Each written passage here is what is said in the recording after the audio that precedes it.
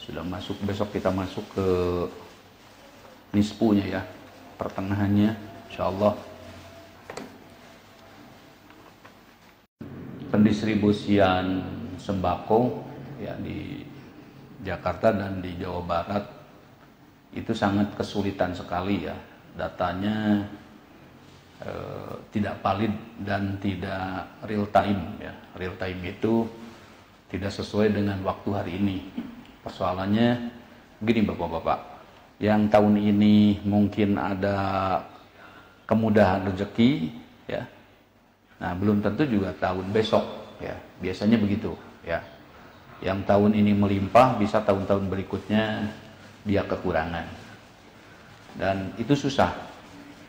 Saya mensoroti bukan tadi interfere atau ikut campur ke dalamnya, tetapi persoalannya adalah persoalan kita bersama begini. Kesulitannya adalah kalau data diambil dari real time, dari waktu yang real hari ini, sulitnya karena memang masyarakat kita tidak terdidik sejauh mana batasan miskin, sejauh mana batasan fakir. Itu persoalannya Bapak-bapak. Jadi kadang-kadang tidak mengetahui. Nah, saya mau di sini diarahkan bagaimana cara memahami antara kita itu mujaki atau mustahik. Ya, dari situ dulu. Kita itu mujaki atau mustahik. Ya, Bapak juga harus pandai menghitung, harus pandai membaca, menghitung realnya. Mujaki itu ada yang mengatakan terminimal pendapatan 85 gram emas ke bawah ya, senilai pendapatan 85 gram emas ke bawah itu jadi mustahik.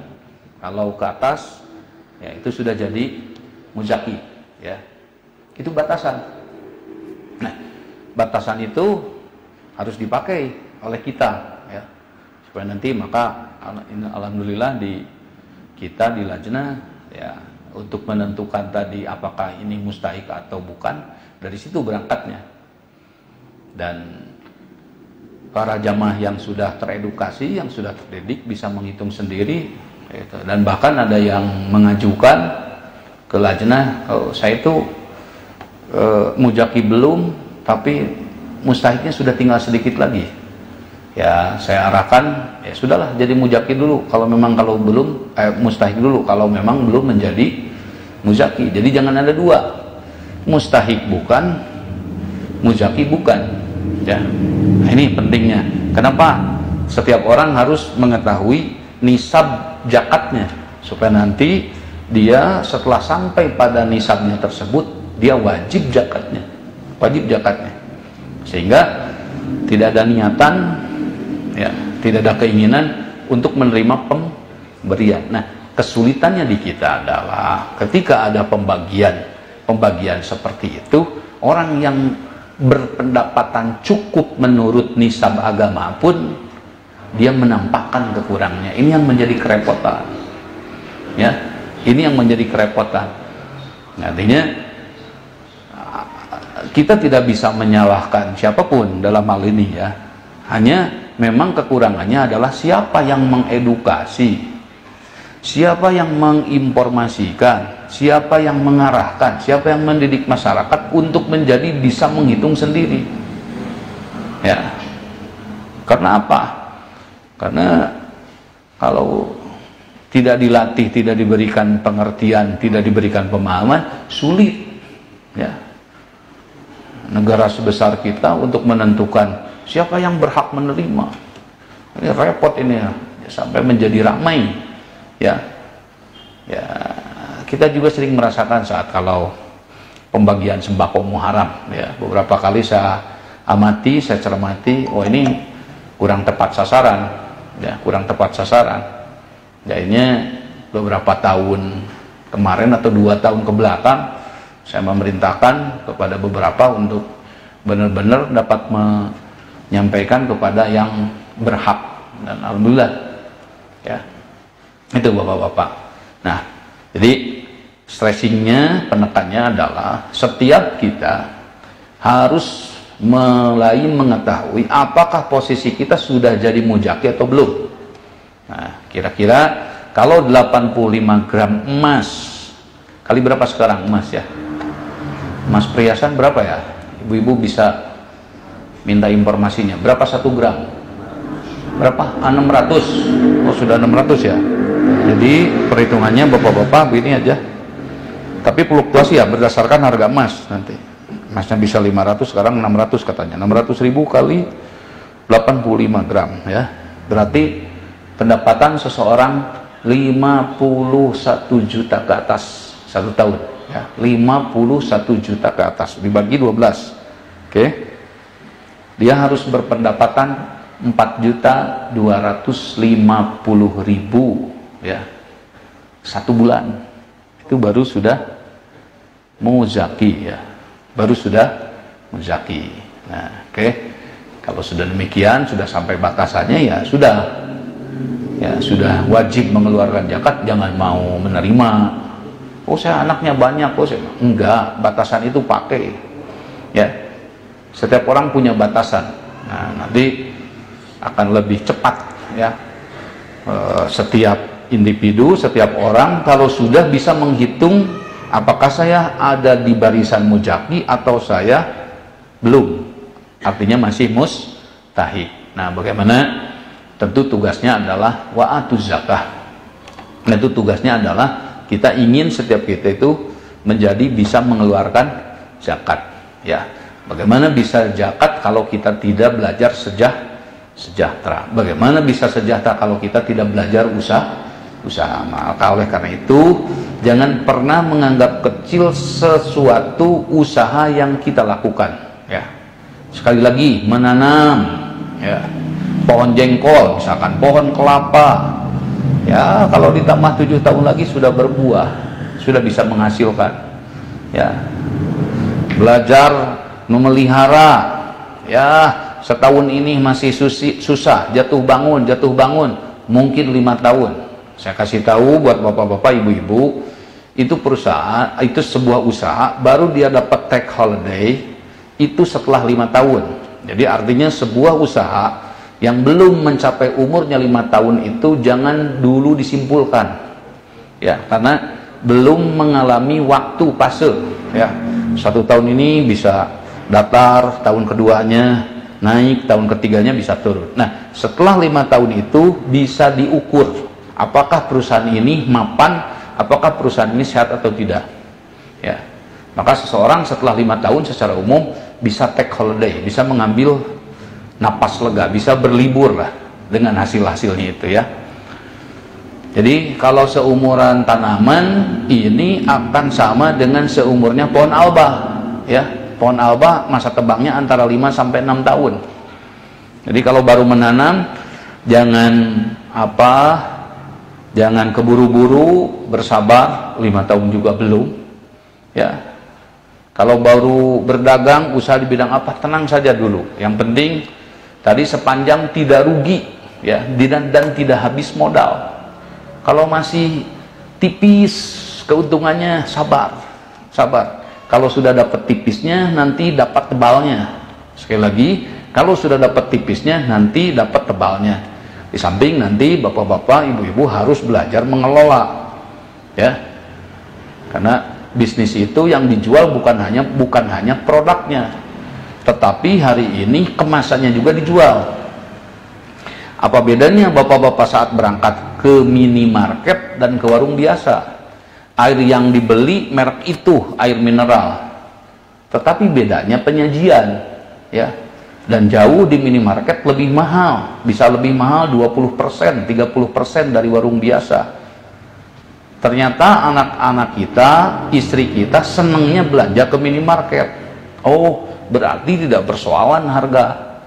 Yang mereka persoalkan itu apakah saat masuknya nyaman, apakah penataan barangnya bersih, apakah seseorang bisa memilih sendiri. Nah, batal yang mengatakan rumus kalau umumnya di pasar berpikir bahwa wah, kalau saya jualannya mahal-mahal nanti nggak laku. Akhirnya berlomba murah-murahan ya. Akhirnya berlomba murah-murahan sampai modal pokoknya pun dia kebawahkan, dia jual kurang dikit gak apa-apa karena ingin meraup pembeli.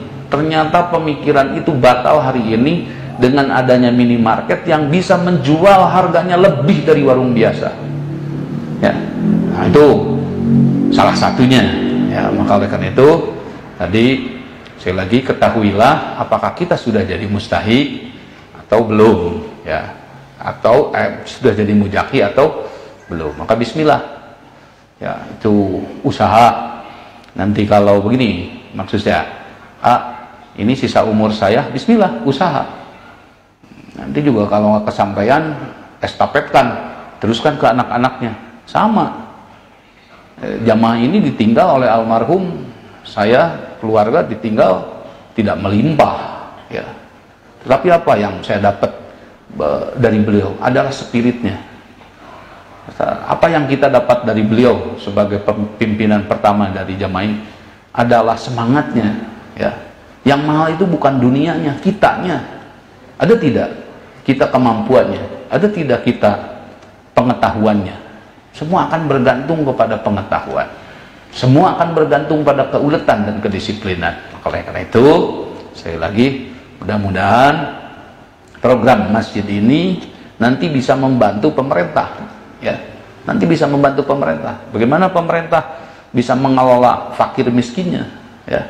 Kasihan kan saat pembagian karena tidak punya data real time ya, tidak punya data hari ini. Yang 5 tahun masih anggota dewan, masih dipakai datanya, kemudian padahal hari ini dia sudah kere, padahal hari ini dia seharusnya menerima bantuan. Maka oleh karena itu kenapa saya sampaikan di sini ada petugas lainnya untuk selalu mengambil data real time, karena pergerakannya bisa saja 3 bulan per 3 bulan itu seseorang bisa jatuh ya, atau seseorang bisa sudah menjadi muzaki. Maka insya Allah ya sekarang hari ini didukung dengan IT yang lebih canggih, mudah saja kan, bisa laporan via WA, bisa laporan via email, Facebook, semua bisa dipakai ya. Ada pertanyaan?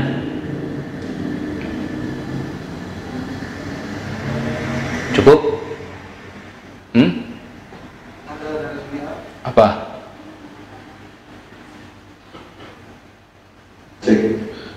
Pertanyaannya dari Bandung yang menyimak, itu perbedaannya ya maksudnya kemarin lah yang perbedaannya antara sejahtera dan kaya, itu perbedaannya apa? Ya, kalau sejahtera itu dekat kepada barokah ya, artinya melimpah dan mencukupi. Kalau kaya, kurang apanya negeri kita kaya? Di Arab tidak jadi seluruh tumbuhan ya, di sana cuma banyak minyak ya, cuma banyak minyak. Di kita mau apa? Luar biasa. Freeport itu luar biasa kekayaan Indonesia itu. Dan tahu tidak bagaimana kurang kayanya kita? Ikan kita pun diambil sama negara-negara tetangga ya, tanpa permisi masuk ke perairan kita. Tapi apakah kita sudah sejahtera apa belum? Sebagai tandanya. Perbandingan yang dekat lagi, banyak tetangga kita dulu berkecukupan, kaya-kaya, tapi hidupnya tidak sejahtera. Artinya sejahtera ini adalah pola. Ya, artinya sejahtera ini adalah bukan hanya materinya, tetapi bagaimana dengan konsep mengelolanya. Ya, tidak mentang-mentang dia kemudian banyak memegang uang, kemudian dia akan melahirkan kesejahteraan. Tergantung bagaimana, apakah polanya menuju sejahtera. Tapi ini, ada yang ngambil mobil dari dealer, ngelising, ambil motor, tetapi dia akan menuju kepada kemiskinan. Ada yang jalan kaki atau naik sepeda, tetapi dia sedang menuju kepada sejahtera. Kenapa orang lain sudah mengambil kendaraan roda 4, roda 2 yang baru-baru, NMAX, PCE, kenapa kamu masih ini? Saya mesti nabung dulu, kata yang jalan kaki, kata yang jalan sepeda. Soalnya perbedaan harganya tinggi, saya nggak kuat. Kalau menyicil menjadi harganya dari 30 sampai 45, sayang, saya masih banyak kebutuhan, saya akan menabung dulu. Maka dia berjalan, maka dia naik sepeda sedang menuju sejahtera. Dan satu lagi, yang mengambil motor tadi, mobil tadi, tidak dihitung. Dia gegabah karena uang mukanya rendah, tidak dipikir berapa jatuh harga akhir kendaraannya, apakah dia mampu atau tidak. Dia mengambil. Belum 3 bulan sudah dijemput debt collector, belum 3 bulan motornya sudah dikembalikan. Nah, itu hanya berpikir kekayaan, tidak berpikir sejahtera. Kekayaannya itu banyak Indonesia itu. Bagaimana sejahtera untuk kitanya? Tanahnya ada, orangnya ada. Ya. Sekarang begini, di rumah bapak-bapak, anak ada berapa? Kalau semua nyampah, hanya satu yang beres-beres, kapan rumah itu mau bersih? Tapi coba ciptakan semua penghuni rumah untuk tidak mengkotori. Satu, untuk tidak mengkotori. Untuk tidak mungkin selamanya rumah itu akan bersih. Ya, karena rumah yang seperti kapal pecah itu karena ulah dari anggota-anggota rumahnya yang berperilaku menyampah. Bayangkan kalau itu sudah di kota. Ya, yang penduduknya Jakarta sudah 10 juta. Bayangkan kalau semua orang nyampah. Ini yang harus dilahirkan. Jadi kembali yang mahal itu apa? Kita manusianya. Menjadilah manusia-manusia yang terlatih disiplin, manusia-manusia yang berilmu, ya, yang haus akan ilmu, yang haus akan pendidikan. Terus ya, belajar dan belajar. Ikuti program ini. Mudah-mudahan Allah memberkahi kita semua. Mari kita lanjutkan.